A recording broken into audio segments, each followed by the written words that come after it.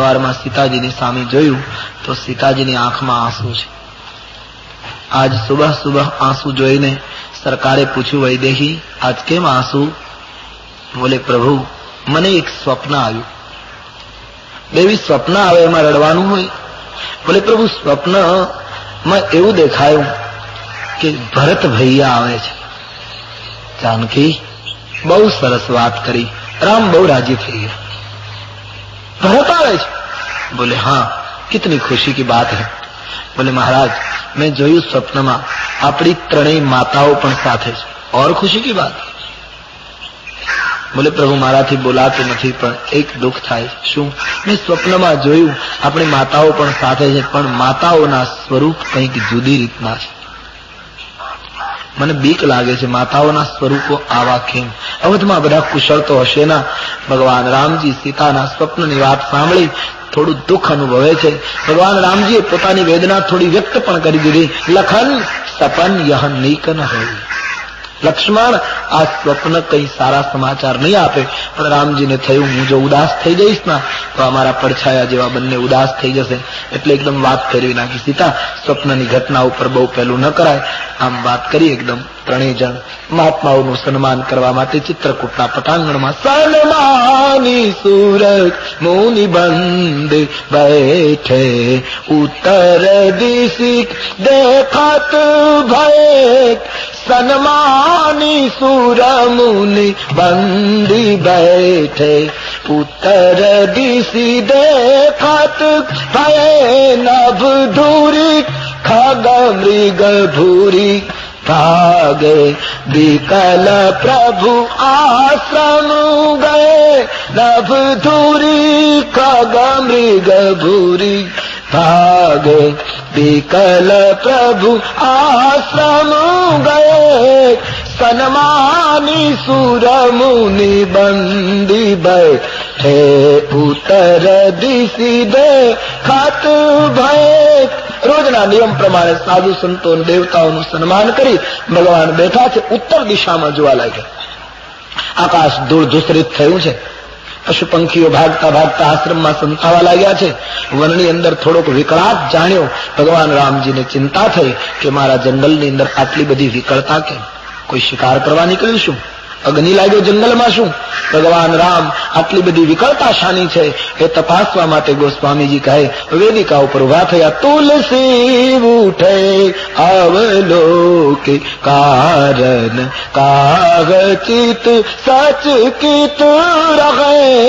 તુલસી ઉઠે અવલોકે કારણ કાગ ચિત सचकित रहे सब समाचार की रात को लेने आई तेगी अवसर दिए सन्मानी सुर मुनि बंदी बैठे उत्तर दिशि देखत.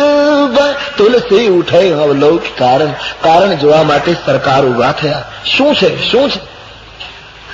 ત્યાં તો કોઈએ સમાચાર વિલ્લો કોઈ આવીને આપ્યા કે મહારાજ અયોધ્યાના રાજકુમાર ભરત અને શત્રુઘ્ન આવે છે. ભરત અને શત્રુઘ્ન આવે છે એ સમાચાર જયારે હકીકત પ્રાપ્ત થઈ સ્વામીજી જાણે જોઈ જોઈને લખે છે. રામનો અનુભવ કરતા કરતા લખે છે કે ભગવાન ઉભા હતા અને એને જયારે હકીકત સાંભળી કે ભરત આવે છે એ સાંભળતા પ્રભુની દશા કેવી થઈ. સુનત સુમંગલ બેન આ મંગલ વેણ સાંભળ્યા ત્યાં પરિસ્થિતિ મન પ્રમોદ તન પુલક ભર. ભગવાન રામજીનું મન આનંદથી ભરાઈ ગયું. શરીર પુલકિત થવા લાગ્યું. ગોસ્વામીજી કહે બરાબર જોયું તો દેખાયું. શરદ સરો રૂહનૈન તુલસી ભરે સ્નેહ જલ. ભગવાનના અતિ સુંદર નેત્રોમાં સ્નેહના આંસુ આવી ગયા. મારો ભરત આવે છે, મારો ભાઈ આવે છે. अति सुंदर नयन में तुलसीदास जी अपने साहित्य में भगवान राम जी के नयन की सराहना बार बार करते हैं. विनय पत्रिका में कहते हैं ऐनी को मेरो देवता कौशलपति राम शरद सरोरुहलोचन सुठी सुंदर श्याम ऐनी को मेरो देवता कौशल पति राम। भगवान के अति सुंदर नयन में प्रेमना अश्रु આવી ગયા। મારો ભાઈ આવે પણ બીજી જ ક્ષણે देखते देखते लिखी गई कथा। रामजी ની પરિસ્થિતિ ફરે છે। बहुरी सोच बस भय सिय रमनु कारण कवन भरत आगमनु। બીજી ક્ષણે રામજી ચિંતિત બન્યા, ભરત શું કામ આવતો હશે? ભરતના આગમનનું પ્રયોજન શું હશે? ભગવાન કઈ નિર્ણય નથી કરી શકતા। એમાં એક દિલ દોડતો આવ્યો। એક આઈ अस कहा बहोरी सैन संग चतुरंगन थोरी। एक माणસે આવીને કહ્યું, મહારાજ ભરતજી જે રાજકુમાર આવે છે ને અયોધ્યાથી એકલા નથી, એની સાથે ચતુરંગીની સેના છે। ઓહ, ચતુરંગીની સેના ભરતની સાથે સાંભળતા પ્રભુ થોડા સમય માટે જરા અસ્વસ્થ જણાયા। એનો અર્થ એમ નથી કે ભરત ચતુરંગીની સેના લઈને આવે એટલે રામજીને એમ થયું કે મારી સાથે યુદ્ધ કરશે અને લડાઈ કરવા। નહીં, રામજી ભરતને ઓળખે છે, પણ ચતુરંગીની સેના યાની લશ્કર સાથે છે એમ જાણતા રામજીને ચિંતા થઈ કે લશ્કર લઈને આવે છે, એનો અર્થ એ કે રાજ્ય સત્તા મને અર્પણ કરવા આવે છે। જેને સત્તા સમર્પિત થાય એને લશ્કર શરણે જાય। અને જો ભક્ત આ સંત મને ગાદી આપવા આવ્યો છે તો હવે હું શું કરીશ? એક સંતના ભાવને સ્વીકારું કે પિતાની આજ્ઞાને પૂરી કરું? પણ માણસજીનો મત છે કે એ થોડા સમય માટે ચિત્રકૂટની તળેટીમાં રામજીના ચહેરા ઉપર જે ભાવો બદલ્યા છે, ભરત આગમનના સમાચાર સાંભળી એ લક્ષ્મણજીએ જોયું અને લખન લખેવું પ્રભુ હૃદય ખભારું। પરમાત્માના ચહેરા ઉપર થોડીક ચિંતા જોઈ લક્ષ્મણજીએ અને આજ લક્ષ્મણજી એકદમ ઉભા થઈ ગયા છે। ભગવાનને કહે છે, મહારાજ માફ કરજો, વગર પૂછે નિવેદન કરવા ઉઠ્યો છું, મર્યાદા તૂટતી હોય તો ક્ષમા કરજો, પણ આજ મારે બોલ્યા વગર છૂટકો નથી। દૂતોએ સમાચાર આપ્યા કે ભરત ચતુરંગીની સેના લઈને આવે છે। મહારાજ મારા મત પ્રમાણે એનો અર્થ એમ થાય કે બંને ભાઈઓ દળકટક લઈને નિષ્કંટક રાજ્ય કરવા નીકળ્યા છે। એને એમ કે રામ વનમાં એકલા છે એટલે મારી નાખીએ, જેથી કરીને 14 વર્ષ પછી અયોધ્યામાં કોઈ ભાગ ન પડાવે। મહારાજ ગમે તેમ તો એક કૈકેયીનો દીકરો છે, વિષની વેલને અમૃતના ફળ ના આવે। અને મહારાજ હું આપણે એટલું જ કહીશ કે ભરતના મનમાં જો કુભાવ ન હોય તો ચતુરંગીની સેના લાવવાની શી જરૂર છે? એને ખબર નથી કે જંગલમાં રહેવાનું છે, કુટિયામાં નિવાસ છે, ઋતુ હોય ત્યારે ફળ મળે, ન હોય ત્યારે પાણી પીને જીવીએ છીએ? એને ખબર નથી આટલા બધા સૈનિકોને લાવવાની શી જરૂર? મહારાજ સીધો હિસાબ છે એ નિષ્કંટક રાજ્ય કરવા આવ્યો છે। અને ભગવાન એમાં ભરતનો દોષ પણ નહીં। લક્ષ્મણજી કહે, વિષય જીવ પાઈ પ્રભુતાઈ।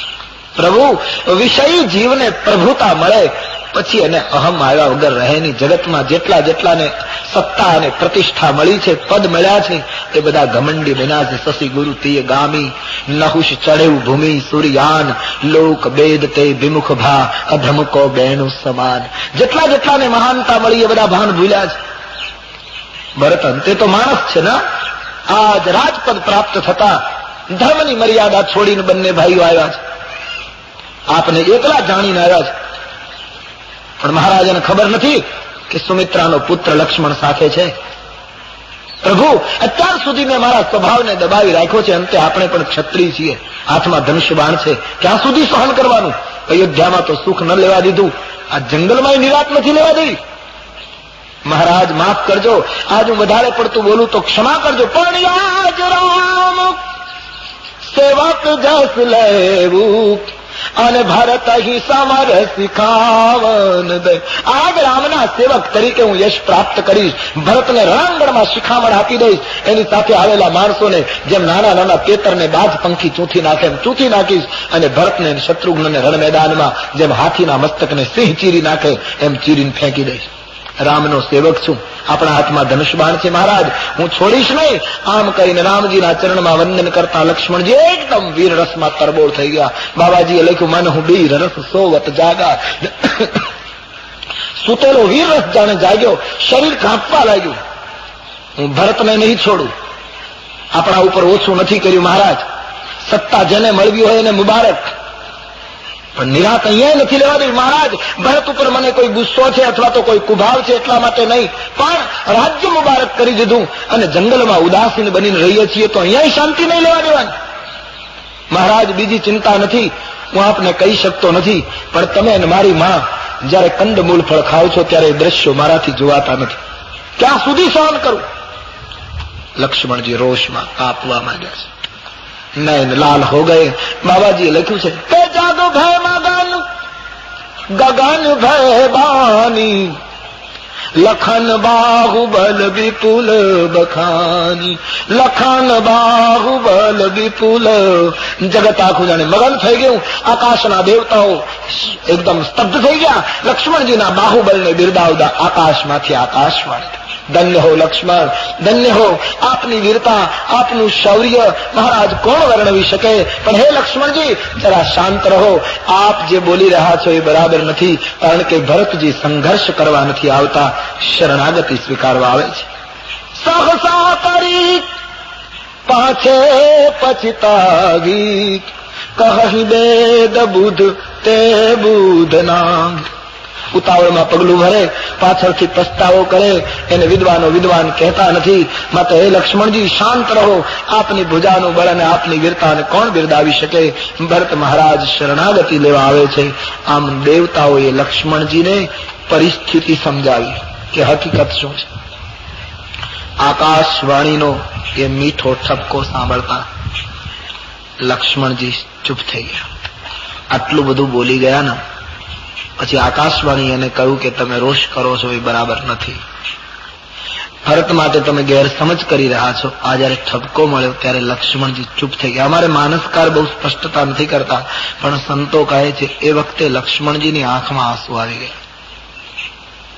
આંસુ આવ્યા એનું કારણ એ નથી કે ભરત માટે આટલું બધું બોલી ગયા એટલે એને પસ્તાવો થયો કે હું આવું ક્યાં બોલ્યો.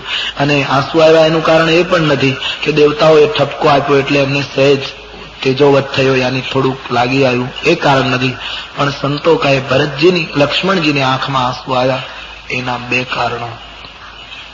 એક કારણ તો હું ભરત માટે આટલું બધું બોલી ગયો એ મારા રામજીને ગમ્યું હશે કે નહીં, એ રામને પસંદ પડ્યું હશે કે નહીં પડ્યું, એ એને થયું. પેલું કારણ આ થયું. ભક્ત હંમેશા ઈચ્છે છે મારા જીવનની કોઈ પણ પ્રવૃત્તિ એવી હોવી જોઈએ જેનાથી મારો ઈશ્વર કોઈ દિવસ નારાજ ન થાય. તો લક્ષ્મણજીને થયું હું આટલું બધું ભરત માટે બોલી ગયો, એ પ્રભુને ગમ્યું હશે કે નહીં ગમ્યું. કદાચ નહીં ગમ્યું હોય તો પણ ભગવાન રામ ઠપકો નહીં આપે.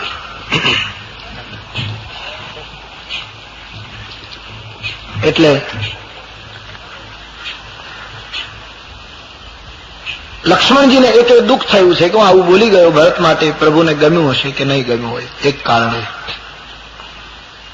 અને બીજું કારણ સંતો એમ માને છે કે આ જ ચિત્રકૂટમાં લક્ષ્મણજીને આટલા સમયે પહેલી વાર સુમિત્રાજી યાદ આવ્યા, પોતાની માતા યાદ આવી.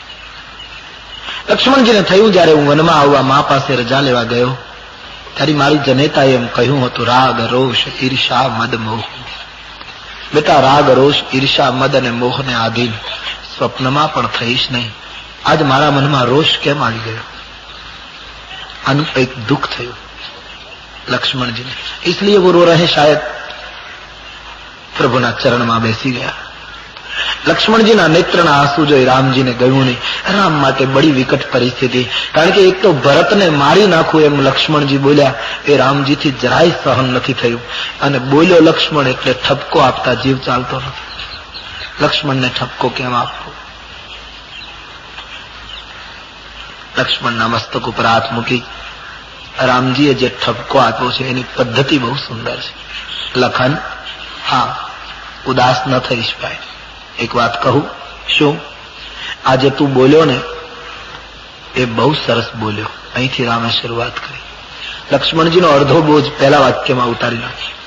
તું બહુ સરસ બોલ્યો ભાઈ. આમ તો તું ઘણી વાર બોલે છે, પણ આજે તું જે બોલ્યો કે વિષય જીવને પ્રભુતા મળે ત્યારે અહંકાર આવ્યા વગર રહે નહીં, એ તારી વાત સૂત્રના રૂપમાં પણ સાચી છે. તારી વાત સાથે હું સંમત થાઉં છું કે સંસારી માણસને જયારે પદ અને પ્રતિષ્ઠા મળે છે ત્યારે એ ભાન ભૂલે છે. એ વાત સાચી છે, હું કબૂલ થાઉં છું. લક્ષ્મણજીના મનનો બોજ લઈ લીધો રામ. પણ પછી ધીમે રહીને વાતને ફેરવી નાખી કે લક્ષ્મણ, વિષય જીવને પ્રભુતા મળે એટલે અહંકાર આવે, એ વાત સાચી. પણ અહંકાર કોને આવે? જેણે સ્વપ્નમાં સંતનો સંગ ન કર્યો. સપને હું સંત સભા નહીં સેઈ, એને અહંકાર આવે. ત્યારે લક્ષ્મણ, ભરત તો પોતે જ સંત છે. સિદ્ધાંતના રૂપમાં વાત તારી સાચી છે, પણ એ વાત આપણા ભરતને લાગુ નથી પડતી. લક્ષ્મણ, બીજું તો શું કહું? ભરતને રાજમદ ના આવે. લક્ષ્મણ, હું તને ખાતરી આપું છું, આજે ભલે તું રોષમાં બોલી ગયો, એ જગત માટે બરાબર છે સૂત્ર, પણ ભરતને લાગુ નથી પડતું. કારણ ભરતન હોય રાજમદ વિધિ હરિહર પદ પાય. એક અવધ નહીં, બ્રહ્મા વિષ્ણુ અને મહેશની પદવી આપણા ભરતને જો કોઈ આપે તો હું ખાતરી આપું છું ભરતને કોઈ દિવસ રાજમદ ના આવે. જે વ્યક્તિ માટે ખુદ ઈશ્વર પ્રમાણપત્ર આપે, વિચાર કરો એની ભક્તિ કેટલી ઊંચી હશે. સંસારીઓ તો પ્રમાણપત્ર આપે, પાછું એવું લાગે ત્યારે ખેંચી લે. લોકોનો શું ભરોસો? સમાજના પ્રમાણપત્રો પર સાધકોએ જીવવું નહીં જોઈએ.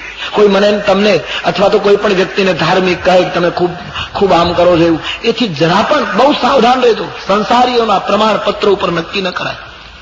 જેને રામ પ્રમાણપત્ર આપે, શબરીને ભગવાને પ્રમાણપત્ર આપ્યું, સકલ પ્રકાર ભક્તિ દ્રઢ તોરે. બસ યહી પ્રમાણપત્ર. ભરત માટે રામ પ્રમાણપત્ર આપે કે ભરતને રાજમદ ન હોય, એ વ્યક્તિની ઊંચાઈ કેટલી હશે જીવનની. રામે કહ્યું, ગમે તે થાય, મારા ભરતને અભિમાન ના. લક્ષ્મણ, મશક ફૂક બરુ મેરુડાગી હોહિન નૃપમદ ભરત ગી ભાઈ. મચ્છર ફૂંક મારે તો મેરુ પર્વત કદી ઉડે નહીં, પણ કદાચ મચ્છરની ફૂંકથી મેરુ જેવો ડુંગરો ઉડી જાય. આવું ન બનવાનું જગતમાં બને તો પણ ભરતને રાજમદ ના આવે, એની હું તને ખાતરી આપું. લક્ષ્મણજીના માનસમાંથી રામજીને ભરતનું જે ખોટું ચિત્ર લક્ષ્મણજી ચિત્રી બેઠા એને ભૂસવું છે. એટલે રામજી પ્રમાણ આપે. અને મહાત્માઓ કહે છે, લક્ષ્મણજીને કહ્યું, લખન, આજ મને ગમતું નથી આવું બોલવું, પણ હું મજબૂર થઈને બોલું છું. લખન, અત્યાર સુધીમાં મેં તારા સોગંદ ક્યારેય નથી ખાધા. ભાઈ, આજ હું તારા સોગંદ ખાઈને કહું છું. लखन तुम्हार, अब राम जी के नयन में अश्रु आ गए. लखन तुम्हार शपथ पितु आना. લખન, મને તારા સોગંદ છે, આપણા પિતાજીના સોગંદ ખાઈને કહું છું, સૂચિ સુબંધુ નહીં ભરત સમાના. આ વિશ્વમાં ભરત જેવો ભાઈ નથી. જેમ લક્ષ્મણ કોઈ તળાવની અંદર દૂધ અને પાણીને ભેગું કરે અને પછી હંસને છૂટો મૂકે તો હંસ દૂધ જ ગ્રહણ કરે, પાણી છોડી દે, એમ વિધાતાએ આપણા રઘુકુળ રૂપી તળાવમાં ગુણ રૂપી દૂધ અને અવગુણ રૂપી પાણી ભેગું કર્યું. પણ ભાઈ, આજ મારે કહેવું જોઈએ, ભરત હંસ રવિવંશ તળાગા. સૂર્યવંશ તળાવ છે, આપણો ભરત હંસ છે. એમણે ગુણ જ ગ્રાહ્ય કર્યા છે, અવગુણના વાળીને છોડી દીધું છે. માટે લખન આજ બોલ્યો એ બોલ્યો, હવે ભરત માટે કોઈ દિવસ આવું ન બોલીશ. ભરત સંત છે, ભરત अयोध्या दीपक है. सीताजी राम लखन तीनों के नयन भर चुके हैं भरत की याद में. भरत चरित्र अद्भुत है. भरत चरित्र पाप थी मुक्त करे છે માણસ. ભરત ચરિત્ર ગાઓ, જ્યારે જ્યારે સમય મળે, અવકાશ મળે, ભરત ચરિત્ર રામાયણમાં વાંચો, પાપ ઓછા થશે. ભરત ચરિત્ર એ ભવબંધનથી મુક્ત કરનારું ચરિત્ર છે. રામજીએ લક્ષ્મણના મનનું સમાધાન કર્યું છે. લક્ષ્મણજી પ્રભુના ચરણમાં પડી ગયા છે.